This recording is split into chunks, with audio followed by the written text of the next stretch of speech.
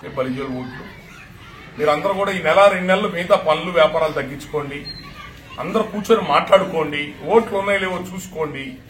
దయచేసి మీ ఓట్లు అమ్ముకోవద్దు. బలిజ కులానికి ఒక గౌరవం ఉంది. విజయనగర సామ్రాజ్యం చక్రవర్తులు కృష్ణదేవరాయలంతా మా వాళ్ళే అంటారు. మరి వాళ్ళ గౌరవం నిలబెట్టాలి కదా. మనం ఓటుకి 500-1000 రూపాయలు తీసుకొని మన ఓటును అమ్ముకుంటే మన కృష్ణదేవరాయల వారసులు ఎట్లా అవుతాం?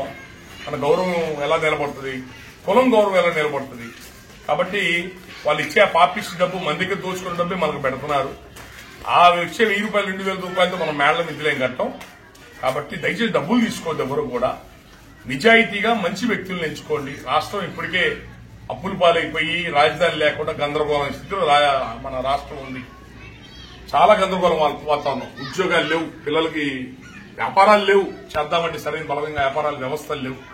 కాబట్టి బాధ్యతగా అతిపెద్ద జాతికి ఉన్నారు కాబట్టి బాధ్యతగా ఉండండి. మీ ఓటుకు వినియోగించుకోండి. అందరూ కూడా ఖచ్చితంగా మంచి మనుషుల్ని, మంచి ప్రభుత్వాల్ని ఏర్పాటు చేసుకోవడానికి గట్టిగా అందరూ నిలబడి పనిచేయండి.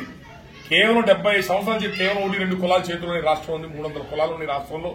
1-2 కులాలే పరిపాలన చేస్తే మరి బలిజులు, కాపులు, బీసీఎస్సీలు అందరూ కూడా అధికారం దూరం ఉంటున్నాం. కాబట్టి దయచేసి ఆ పేద కులాల రాజ్యాధికారం కోసం మనందరం ప్రయత్నం చేయాలా.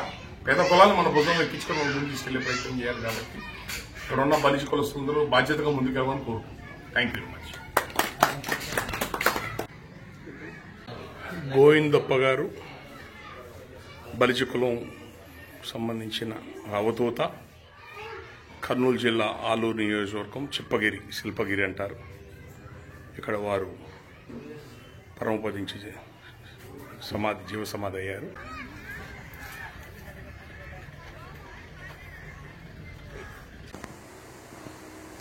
విజయదాసర్ స్వామి గారు, రాఘవేంద్ర స్వామి సమకాలికలు.